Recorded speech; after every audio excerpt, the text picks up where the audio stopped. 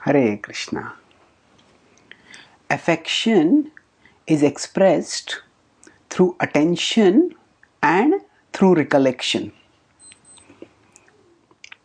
When we start practicing bhakti to Krishna, when we aspire to love Krishna, we may wonder, is devotion just a feeling in the heart?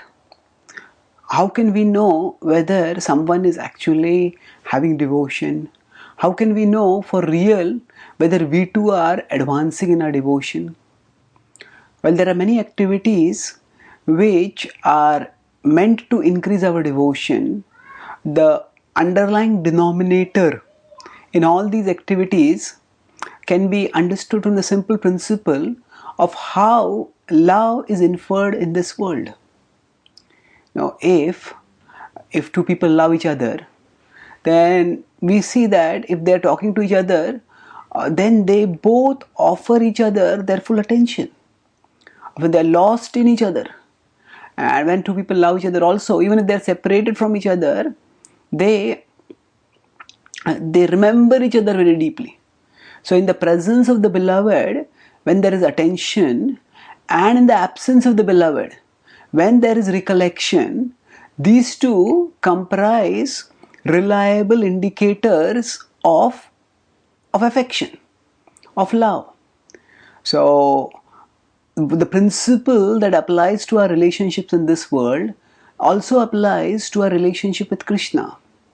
So the test of our devotion for Krishna, we can see that when Krishna is manifest before us, how much is our attention when we are taking darshan of Krishna's deities, when we are hearing his message, when we are chanting his holy names.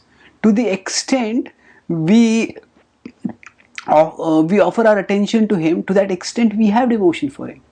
And conversely, when we are not able to do these activities because we have many other engagements to do, so during those engagements, whenever we have some free time, at that time, what do we recollect? What is the default memory that we go towards?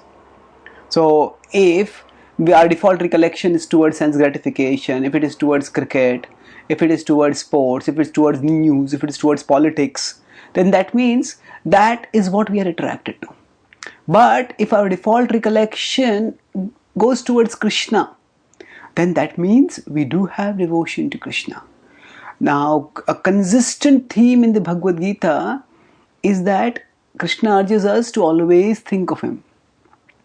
Tasmat sarveshu kaleshu mamanusmara yudhya mayyarpitamano buddhir mame vaishyasya samshayah. So he says, Tasmat sarveshu kaleshu mamanusmara. He says, always remember me. But significantly, he immediately follows this mamanusmara with yudhya, with fight.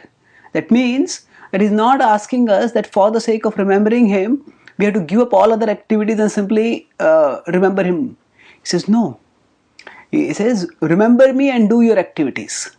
So for Arjuna, the prescribed duty is fighting. For us, the prescribed duty may be something else. But when we remember Krishna and do our activities, that means we are making Krishna our default remembrance, even when we are not directly connected with Krishna. And to do that, Mayyarpitamano buddhir. We have to offer our mind and intelligence, offer our inner life to Krishna. And for offering our inner life thus, we need to offer him attention when we are directly connected with him.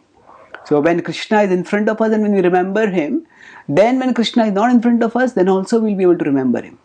So what applies in the presence of love, that means when there is love, there will be attention and there will be recollection. That same principle can be applied for developing love. That means whenever Krishna is in front of us, if we strive for attention, and whenever Krishna is not present before us, we strive for recollection. Then by this combination of attention and recollection, our devotion will gain nutrition, and thus it will culminate, it will progress and culminate towards intense pure devotion, wherein we will have constant remembrance of Krishna when he is present before us and when he is not present before us. Thank you. Hare Krishna.